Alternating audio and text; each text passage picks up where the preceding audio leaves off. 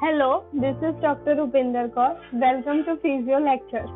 अब जो last video है उसमें हमने नी की आर्टिकुलर सरफेस जो फीमर थी उसके बारे में पढ़ा था। अब ये वीडियो में जो है हम टिबिया के बारे में पढ़ेंगे। अगर आपने अभी तक फीमर वाली वीडियो ना देखी हो तो जो उसका डिस्क्रिप्शन में लिंक दिया होगा या तो ऊपर आई बटन आ रहा होगा, आप उसको क्लिक करके देख सकते हैं। तो अभी जो है हमें टिबिया के बारे में पढ़ना है। अब टिबिया जो होता है, टिबिया जो डिस्टल आर्टिकुलर सरफेस बनाता है। सबसे पहले टिबिया की ये जो डिस्टल आर्टिकुलर सरफेस है वो उसके प्लेट्यू से बनती है। टिबियल प्लेट्यू, एक मीडियल प्लेट्यू होता है और एक लेटरल प्लेट्यू होता है। अब मीडियल प्लेट्यू जो होता है, अगर ये उसका एंटीरियर पार्ट है, ये पोस्टीरियर है, तो एंटीरो पोस्टीरियर डायरेक्शन में मीडियल प्लेट्यू की लेंथ ज्यादा होती है और लेटरल प्लेट्यू की लेंथ जो है वो कम होती है। तो मीडियल प्लेट्यू जो है वो लेटरल प्लेट्यू के कंपैरिजन में लॉन्गर होता है, लेकिन इसका जो आर्टिकुलर कार्टिलेज है वो लेटरल प्लेट्यू का थिक होता है। तो यहाँ पे वही दिया है कि tibial condyles are relatively flat. सबसे पहले ये जो टिबियल कॉन्डाइल होते हैं वो फ्लैट होते हैं, relatively flat. Medial tibial plateau is longer in anterior posterior direction than lateral plateau. Medial plateau जो है उसकी anterior posterior direction में जो है वो longer होता है as compared to lateral plateau.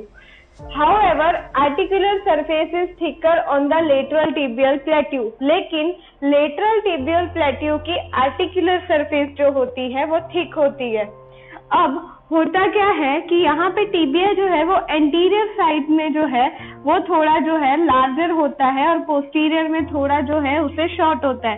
तो होता क्या है कि अगर सीधी लाइन ड्रॉ करे तो यहाँ पे जो है पोस्टीरियर टिबिया आना चाहिए, लेकिन वो स्लाइटली बिलो आता है और ये जो एंगल बनता है वो 7 to 10 डिग्री का होता है।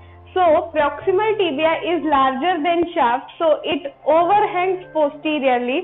पीछे की तरफ थोड़ा बेंड होता है and form the 7 to 10 degree angle. अब ये जो दोनों कॉन्डाइल होते हैं, इन दोनों कॉन्डाइल्स के बीच में रफन्ड एरिया होता है।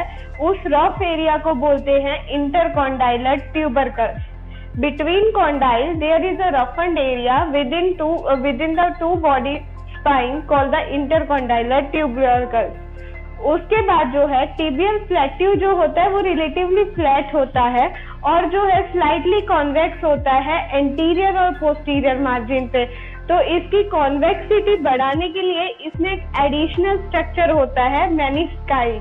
यहाँ पे जो है एडिशनल स्ट्रक्चर होता है मेनिस्काई जो इसकी जो है कॉन्वेक्सिटी को बढ़ाता है।